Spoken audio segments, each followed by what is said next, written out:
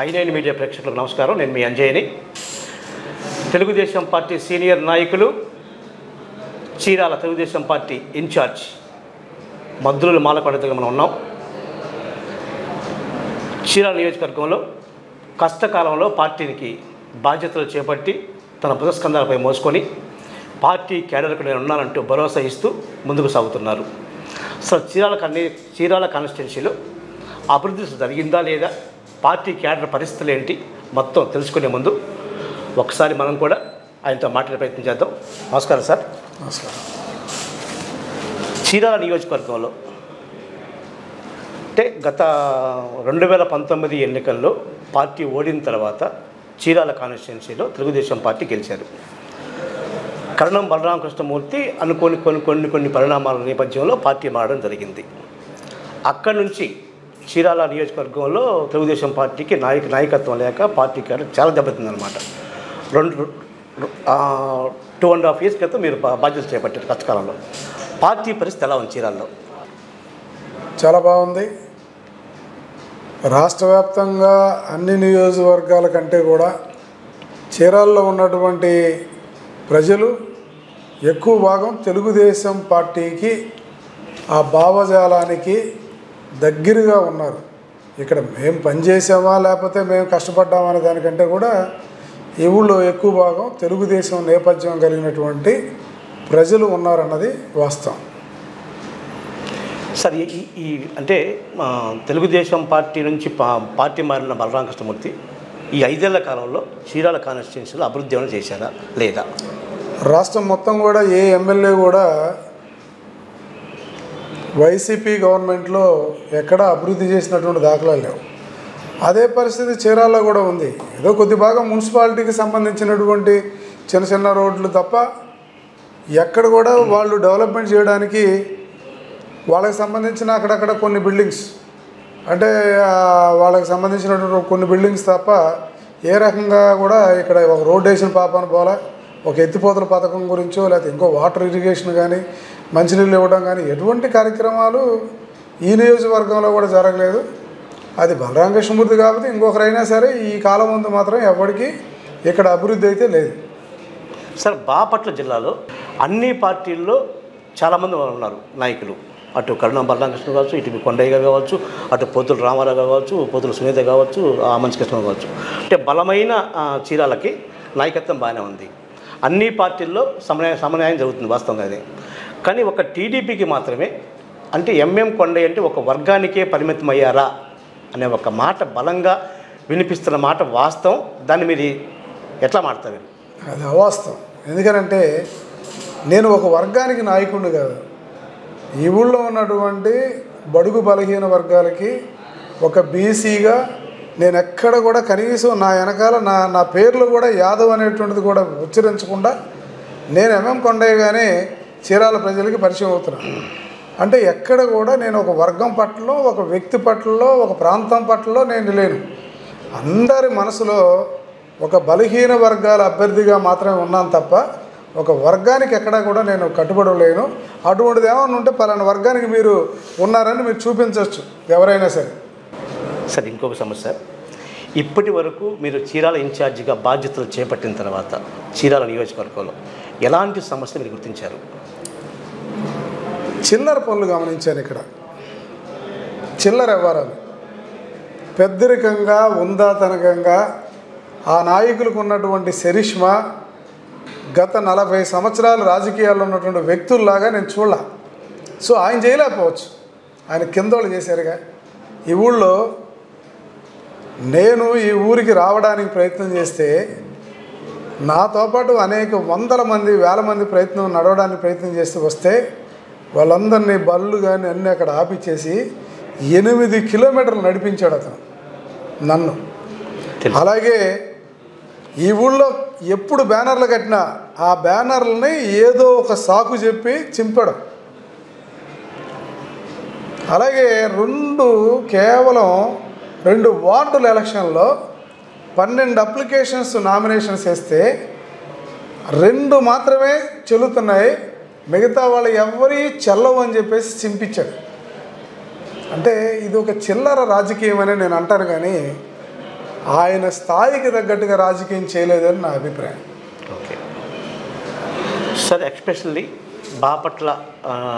బాపట్ల జిల్లాలో ప్రధానంగా పర్చూరు చీరాల నియోజకవర్గంలో ఎక్కువ దొంగ ఓట్లు నమోదని చెప్పి అది ఇప్పటికే చాలామంది మనం చూస్తున్నాము. చీరాలలో కూడా అదే పరిస్థితి ఉంది. దానికి కారణం ఏంటి సార్? అది దొంగ ఓట్ల మీద అంటే ఇక్కడ గతంలో జరిగినటువంటి నాయకులు కొంతమంది పక్క నియోజకవర్గాల నుంచి కూడా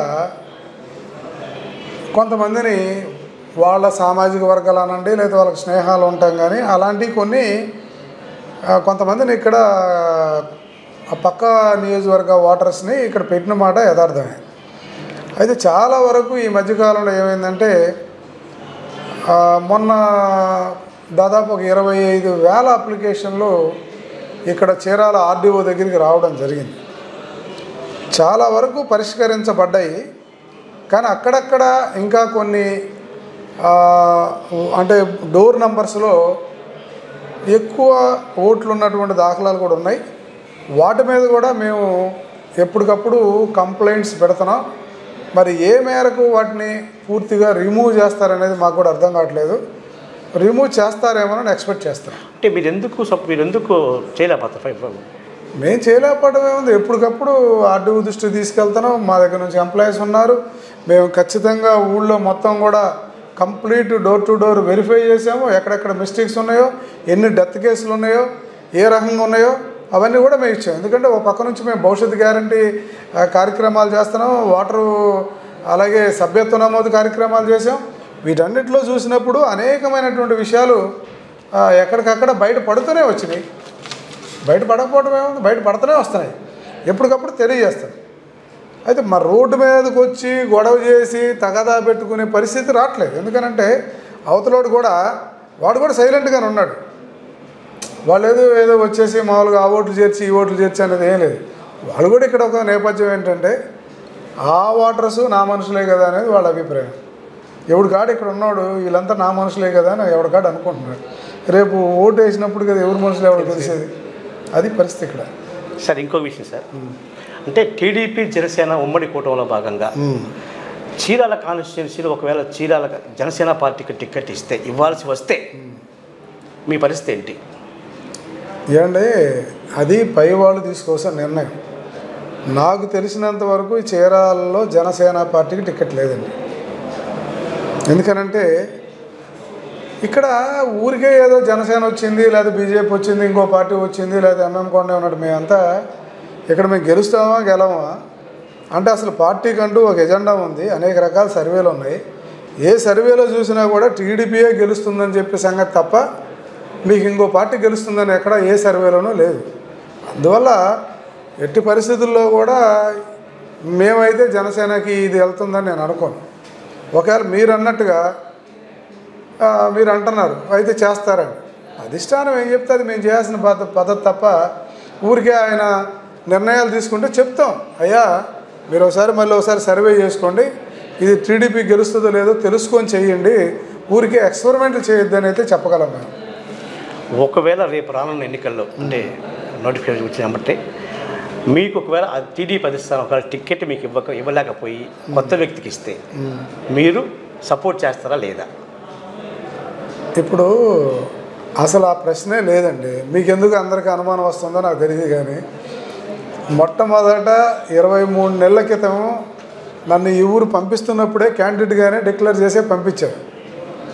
సో ఇప్పుడు కూడా జరుగుతుంది ఏంటంటే చిన్న జనరల్గా టీడీపీ పార్టీ గెలుస్తుంది అనేటువంటి ఆలోచనలో ఎవరికైనా మినిమం సెన్స్ ఉండాలండి. ఎందుకనంటే ఒక వ్యక్తి 23 నెలల నుంచి ఇక్కడ పనిచేస్తున్నాడు, ఈరోజు ఏదో క్రాస్ రోడ్లు వెళ్ళిపోయి నేనేదో ఎమ్మట ఆక్రమణ చేసేస్తానంటే అది సాధ్యపడదన్న విషయం కూడా గ్రహించకుండా అనవసరంగా అబాస్ పాలవుతున్నారు అనేది నా అభిప్రాయం. నవ్వులు పాలవుతారు తప్ప ఇక్కడ ఏ క్యాండిడేట్ వచ్చినా సరే అది సాధ్యపడదు అని ఎందుకు అనుకోలేకపోతున్నారో నాకు అర్థం కావట్లా. ఓకే సార్, చీరాలలో తెలుగుదేశం పార్టీ కష్టకాలంలో ఉన్నప్పుడు మీరు ఆ బాధ్యత చేపట్టారు. అప్పటి నుంచి ఇప్పుడు దాకా ఎలాంటి ఇబ్బందులు లేకుండా ముందుకెళ్తున్నారు. కానీ అన్ని వర్గాలను కలుపుకొని పోతున్నారా లేదనేది ఒక చిన్న బయట వినిపిస్తున్న మాట, ఇది నిజమా కాదా? అది అబద్ధం అండి. ఎందుకనంటే ఇవాళ రాత్రి వెళ్ళాము, మేము రాత్రి కూడా వెళ్ళి ఎక్కడ పెట్టాము, రామకృష్ణాపురంలో పెట్టాము. ఎవరు అక్కడ ఉంది, ఎక్కువ మంది వేవర్స్ ఉన్నారు. ఈ ఊర్లో నేనేమి ఒక యాదవ పాలెల మీదే కాన్సన్ట్రేషన్ ఏం చేయలేదుగా. ఎందుకు అలా అనుకుంటారు? ఇప్పుడు ఒక కమ్యూనిటీ వాడిని నేను ఒక యాదవ్ అనుకోండి, యాదవ్ అయినంత మాత్రం నేను యాదవ్తో పాటు తిరగట్లేదే. మరి ఈరోజు నా దగ్గర ఉన్న వాళ్ళందరూ కూడా అన్ని కులాల వాళ్ళు ఉన్నారు. అందరి దగ్గరికి వెళ్తున్నాను, అన్ని ప్రాంతాలకు వెళ్తున్నాను, అందరితోనూ మాట్లాడుతున్నాను. ఈ 23 నెలలుగా బాదురే కార్యక్రమం చేశాను, ఇదేం కర్మ చేశాను, సభ్యత్వ నమోదులు చేసాము, భవిష్యత్తు గ్యారంటీ చేసాం. ఇవన్నీ కేవలం ఒక కులానికి చేస్తే అవుతాయా? అన్ని కులాల వాళ్ళను మమేకమై వాళ్ళందరితో పనిచేస్తే ఉంటాం. అందులో నేనేమి నిన్నగాక మొన్న రాలా రాజకీయాల్లోకి. నేను దాదాపు 96లోనే సర్పంచ్ని, 99 నుంచి క్రియాశీల రాజకీయాల్లో ఉన్నా. మనుషుల పట్ల, వర్గాల పట్ల, కులాల పట్ల ఎలా ఉండాలనేది నాకు కనీసం మినిమం ఆలోచన ఉంది కదా. ఒక కులాన్ని రోడ్డు మీద వేసుకొని భుజాన్ని వేసుకొని ఎందుకు తిరుగుతాను అనుకుంటారు మీరు? అంటే తెలుగుదేశం పార్టీకి రాష్ట్ర వ్యాప్తంగా చాలామంది చేరుతున్నారు పార్టీలో. అంటే పార్టీ రేపు అధికారంలోకి వస్తుందనో లేకపోతే ఇంకోటి మొత్తం తెలియదు, కానీ రాష్ట్ర వ్యాప్తంగా అన్నమాట. ఇది వైసీపీలో ఉన్న నాయకులు మొత్తం పార్టీలు చేరుతారు. అదేవిధంగా చీరాల కాన్స్టిట్యున్సీలో కూడా మాజీ శాసనసభ్యులు ఆమంచి కృష్ణమోహన్ పార్టీలో చేరుతున్నారని చెప్పి ఒక ప్రచారం జరుగుతుంది. ఒకవేళ ఆయన చేరితే అధిష్టానం కూడా టికెట్ హామీ ఇస్తారంటేనే చేరే విధంగా పక్కా ప్లాన్తో ఆయన ముందుకెళ్తున్నారు. రేపు ఆయన చేరితే ఆయనకు టికెట్ ఇస్తే మీ పరిస్థితి ఏంటి? ఇప్పుడు దాకా మీరు పనిచేశారు 2.5 years పార్టీ కోసం. అండి, మీరు ఎందుకు అన్నీ ఊహించుకొని మాట్లాడతారు? ఎక్కడ చూసిన మీడియా వాళ్ళందరూ ఊహించుకొని మాట్లాడుతున్నారు. మొన్న ఇంకొల్లు సభలో వారు ఆమంచి కృష్ణమోహన్ గురించి చెప్పారు, కర్ణం బలరాం గురించి కూడా చెప్పారు. నాకెందుకో ఈ చీరాలు అనగానే ఎవడికాడు ఏదో ఊహించుకుంటాడు. మీ ఒక్క మీడియానే కాదు, చాలా మీడియాలన్నీ ఊహించుకొని ఏదేదో మాట్లాడతారు. అంటే వాళ్ళు తప్ప ఇంకెవరు నాయకులు లేరా సార్? ఇంకో విషయం సార్, అంటే వాళ్ళేనా ఈ ఊర్లో ఉండేది, ఇంకా ఎవరు లేరా సార్? ఇంకో విషయం సార్, ఎందుకంటే రాజకీయాల్లో శాశ్వత శత్రువులు లేరు, శాశ్వత మిత్రులు. ఏంటంటే దానికి కూడా ఒక అర్థం ఉంటుంది. శాస్త్ర శత్రువు, శాస్త్ర మిత్రువు అంటే దానికి కూడా ఒక పద్ధతి ఉంటుంది సార్. అంటే మరీ పద్ధతి లేకుండా చేస్తే ప్రజలంతా అమాయకులా? అంటే ప్రజలు ఏమని అర్థం చేసుకోరా? అంటే మిమ్మల్ని అసహించుకోరా ప్రజలు? అంటే ఎంతకాలమైనా రాజకీయ నాయకుని కదా నేను ఏదైనా రాజకీయం చేయొచ్చని మీరు అనుకుంటారా? ప్రజలు చాలా తెలివిగలండి, వాళ్ళు కూడా ఆలోచిస్తున్నారు. మీరు అనుకున్నంతగా నేను చాలా మీడియాస్ వ్యక్తులను చూశాను. ఎవరు చూసినా చీరాలు రాగానే ఒక 2-3 వ్యక్తులు గురించి మాట్లాడతారు. ఎంతకాలం మీరు ఇలా మాట్లాడతారు? ఆల్రెడీ ఆది నాయకుడు చెప్పాడు.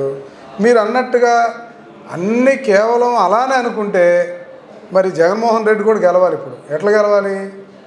జగన్మోహన్ రెడ్డి ఎందుకు గెలవాలి అంటే విపరీతమైన నేను డబ్బు పంపిస్తున్నాను, నా డబ్బే నన్ను గెలిపిస్తుందని అనుకుంటున్నాడు జగన్మోహన్ రెడ్డి గారు.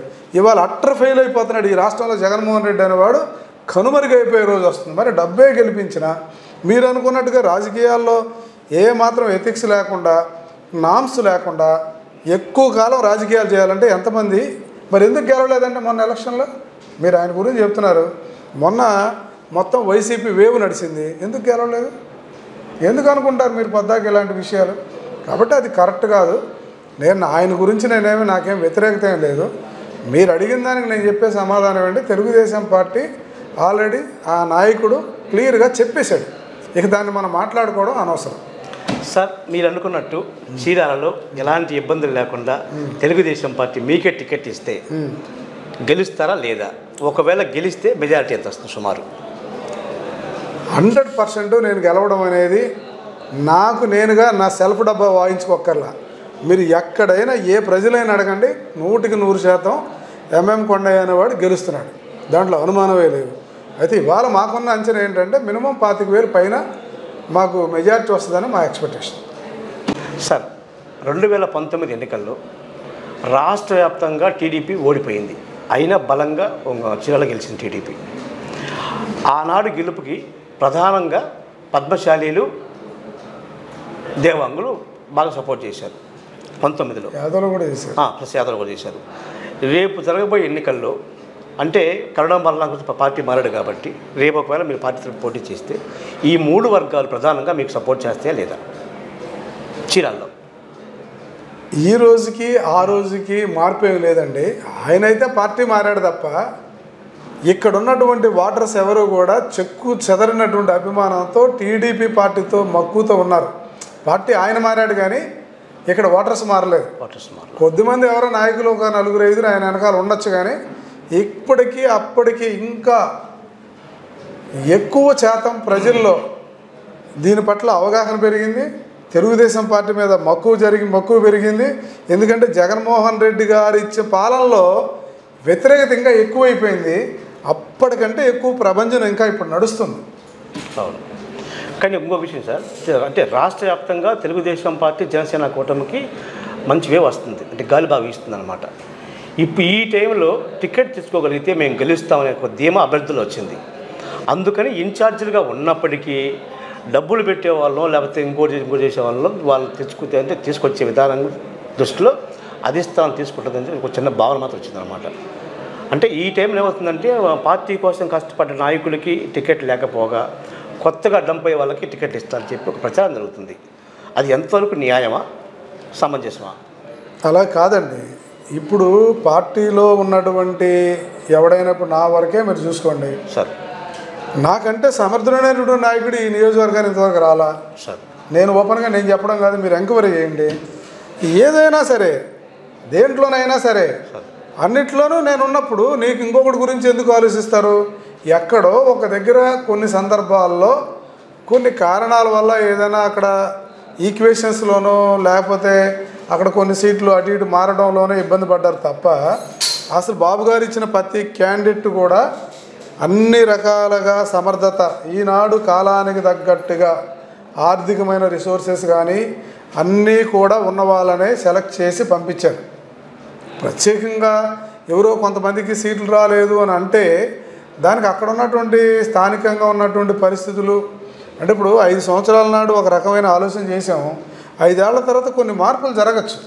అంటే ఒక మనిషి 5 ఏళ్ల క్రితం ఒక రకంగా ఉండి ఈ అన్ని రోజులు కూడా ఇలాగే ఉంటాడని ఎక్కడా లేదు. ఏమైనా చిన్న చిన్న మార్పులు జరిగినక్కడ ఎక్కడన్నా కొద్ది గొప్ప మార్పులు జరిగి ఉండొచ్చు. ఇప్పుడు అంతకంటే సమర్థుడైన నాయకుడు వచ్చినటువంటి సందర్భాలు ఉంటే అక్కడ అవతలాన్ని బుజ్జగించి లేదురా బాబు నీకు ఈరోజు ఈ అవకాశం ఉందని చెప్పి చెప్పడానికి ఉంటుంది. ఉదాహరణకి ఈరోజు మనం చూసాం, నెల్లూరు వేమిరెడ్డి ప్రభాకర్ రెడ్డి ఒకనాడు వైసీపీని శాసించిన వ్యక్తి ఈరోజు అలాంటి వాడు పార్టీలోకి వచ్చినప్పుడు డెఫినెట్గా జిల్లా మొత్తాన్ని శాసించగలడు. అలాంటి అవసరం వచ్చినప్పుడు మా నాయకుడు ఒక అడుగు వెనక్కి తీసుకొని అయినా సరే సమర్థవంతమైనటువంటి నాయకులను ఎత్తుక్కోవడంలో తప్పే ఉంది. చెప్పుకుంటాం, ఎవరికైనా ఇబ్బంది ఉంది, నాకు అవ్వచ్చు ఇంకోటి కావచ్చు, ఇబ్బంది ఉంది. ఇబ్బంది ఉన్నప్పుడు అది కాదురా బాబు ఇది పరిస్థితి, మన పార్టీ గెలవాలి, ఇది ఒక రాక్షసుణ్ణి, ఒక దుర్మార్గుణ్ణి, ఒక ఫ్యాక్షనిస్ట్ని అంతమొందించడం కోసం మనందరం కష్టపడాలని చెప్పినప్పుడు ప్రతి తెలుగుదేశం పార్టీ నాయకుడు పార్టీ పట్ల ఇంట్రెస్ట్ ఉన్నవాడు వింటాడు. అటు కాకుండా నువ్వేదో కావాల్సినటువంటి లొల్లీలు పెట్టేసేసి సామర్థ్యం ఉన్నవాడు కూడా సామర్థ్యం నీకు లేదు, వాడికి మంచి అంటే మార్కులు ఉన్నా కూడా నీకు మంచి మార్కులు అంటే వాడికి మండిద్ది. ఎందుకు నువ్వు కావాలని చేస్తున్నావు అని చెప్పి వాడికి కోపం వస్తుంది. న్యాయంగా ఎవడైనా నీ తప్పు, నువ్వు ఇది ఉందిరా బాబు నీ తప్పు అంటే ఎక్కువ మంది యాక్సెప్ట్ చేసేవాళ్ళే ఉంటారు. నువ్వు కావాలని పొలాలు పెడితే వాడు ఒప్పుకోడు, అంతే. అంటే ఏం లేదు సార్, మన ప్రకాశం జిల్లా కాన్స్టిట్యున్సీలో కొండయ్య గారికి తెలుగుదేశం పార్టీ తరఫున టికెట్ రావాలని మా ఐ9 మీడియా మనస్ఫూర్తిగా కోరుకుంటుంది. టికెట్ వచ్చిన తర్వాత మంచి మెజారిటీతో గెలవాలని చెప్పి మేము కోరుకుంటున్నాం సార్. ఇంకొక విషయం సార్, మా మీడియా తరఫున మీ కాన్స్టిట్యున్సీ ప్రజలకు ఏం చెప్తారు క్లుప్తంగా? ఐ9 ఈ టీవీ ఈ మధ్యకాలంలో కొంచెం బాగా ప్రజల్లోకి వెళ్ళిందనేది నా అభిప్రాయం. దీన్ని కొంచెం సమర్థవంతంగా ఎక్కువ మంది లీడర్స్ని, ఇంకా ఎక్కువ మందిని మీరు కూడా ఫోకస్ చేసి ఇంకా ప్రజల్లోకి వెళ్ళాల్సినటువంటి అవసరం ఉంది. ఇది ఎలక్షన్ టైము, ఇప్పటికే మీకు ఒక రకంగా సొసైటీలో మార్కులు బాగానే ఉన్నాయి, ఇంకొంచెం దీన్ని కొద్దిగా గట్టిగా తీసుకెళ్ళమని నా సజెషన్. మా మీడియా ద్వారా మీ ప్రజలకు, చీరాల ప్రజలకు మీరు ఎలాంటి సందేశం ఇస్తారు? చీరాల ప్రజలందరికీ మనవి, నన్ను మీరు బలపరిచి నన్ను మీలో ఒకటిగా చేసుకోగలిగినట్టుగా అయితే ఈ ఊళ్ళో ఉన్నటువంటి కుందేరు విషయం కానీ, దండుబాటు డ్రైన్ విషయంలో కానీ ప్రత్యేకమైనటువంటి శ్రద్ధ తీసుకొని చీరాల్లో ఉన్నటువంటి మురుగుని బయటికి తీసుకెళ్లే ప్రయత్నం చేస్తాను. అలాగే ఎక్కువ మంది ఈరోజు చేనేత మీద ఆధారపడి ఉన్నటువంటి మీ అందరికీ ఒక టెక్స్టైల్ పార్కు తీసుకురావడానికి అవిరళ కృషి చేస్తాను. అలాగే 18 కిలోమీటర్లు మనకి బీచ్ కారిడార్ ఉంది. ఖచ్చితంగా ఈ బీచ్ ఏరియాను డెవలప్ చేస్తూ టూరిజం డెవలప్మెంట్ కావడానికి నా వంతు నేను ప్రయత్నం చేస్తాను. ఇక్కడ ఎక్కువ మందికి ఉపాధి రావడానికి ఏ అయితే మార్గాలు ఉన్నాయో అవన్నీ కూడా నేను చూస్తాను. నా మనవి, మీకు ఎవరు ఏ నాయకుడైతే డెవలప్మెంట్ చేయగలడని మీకు నమ్మకం కుదిరితే ఆ నమ్మకంలో నేను కానీ ఉంటే నాకు మీ ఓటేసి బలపరచమని చెప్పేసి మీ అందరినీ ప్రాధాయపడుతున్నాను. చివరిగా చూశారుగా చీరాల టీడీపీ ఇన్ఛార్జ్ ఎంఎం కొండ యాదవ్ గారితో మనం మాట్లాడాం. మనస్ఫూర్తిగా టికెట్ రావాలని, పార్టీ మంచి మెజార్టీని గెలవాలని మనస్ఫూర్తి కోరుకుంటూ నమస్కారం సార్. నమస్కారం.